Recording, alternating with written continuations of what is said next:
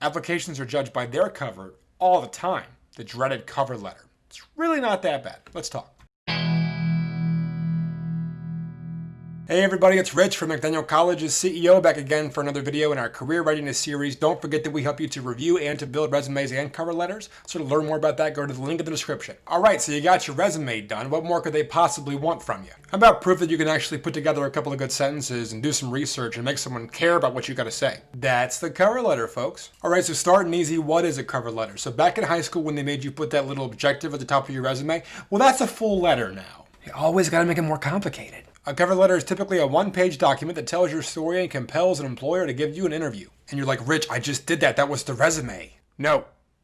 A resume is a concise but detailed summary of your experiences, involvements, and accomplishments that gets updated maybe once or twice a year. A cover letter is personalized for every single job you apply to. It's more personal and conversational, showing how your experience, your passions, personality, creativity, and ambitions tie directly into their ideal candidate. Everybody gets this wrong. This is not you just saying your resume again, but a complete sentences. This is art. Okay, Maya Angelou, but what goes into a cover letter? Well, it is a business letter, so you need your contact info, the date, their contact info, and if you're good, the name of the person interviewing you.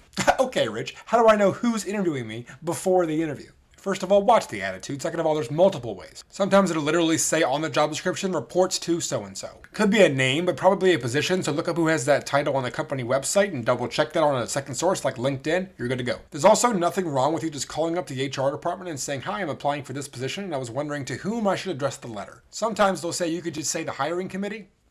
You tried. If all else fails, you can always use the name of the department or yes, dear hiring committee. Please avoid saying to whom it may concern. That just sounds like you gave up. Plus, nobody talks like that. Stop it. Then will be the body of your letter, which will be 3 but no more than 4 paragraphs, followed by your sign-off like sincerely or gratefully, and then your name. Now let's talk about those paragraphs. First one is your chance to let them know what you're applying for, or possibly how you learned about it, and that you're excited to apply for the position. This could be the first thing they see in your entire application, so your first paragraph should hook them and make them want to keep reading. With that in mind, your first sentence can be compelling and creative as long as it's relevant. The last sentence of this paragraph should be a summary of the rest of the document to let them know right away that you're a serious candidate. Note, if you're submitting this application to see if they're hiring, then use this first paragraph to ask about openings. Second paragraph and possibly third paragraph if you're concise. This is where you show why you're interested and explain how your skills, experience, goals, and knowledge align perfectly with the responsibilities and goals of this position and of the overall organization. Yep, this means you're going to have to do some research. Start with a job description, then go to their website, their social media, their mission, their goals. Pick parts of those that resonate with your experience and put them into your document.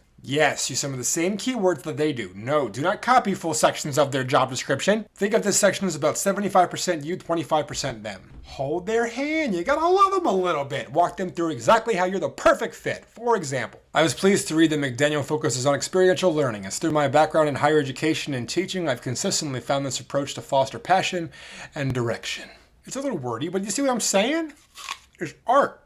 The last paragraph is where you mind your manners. This is where you thank them for their time and consideration in reading your letter, say that you're excited to hear back from them and that you would be happy to discuss your candidacy further in person. So that's the basics, but when do you actually need to submit a cover letter? When should you? More than you need to. When do you need to? That depends. If you're applying for a part-time job in food service or retail, it's probably not required. It's usually listed, but if you're ever unsure, just go ahead and submit one. What's the harm in showing somebody that you're invested? Some positions may require a personal statement, but this is more common for grad school applications, which we also help with. All right, now for a few pro tips. Please, please, please, just proofread, folks. This is where a good cover letter can go bad really quick. Half of the point of this letter is to see how well you communicate, so double check that you don't have any typos. Please don't spell the company name wrong, and read it out loud to yourself. Be professional and stay positive, but try to write like you're actually speaking to the reader. If you wouldn't use a word in real life, then don't say it in your cover letter. It should be 1 page, yes, but not a full page. People got stuff to do, and as interesting as your biography might be, not the time. The ability to deliver a concise message is a skill, and those without it don't get very far.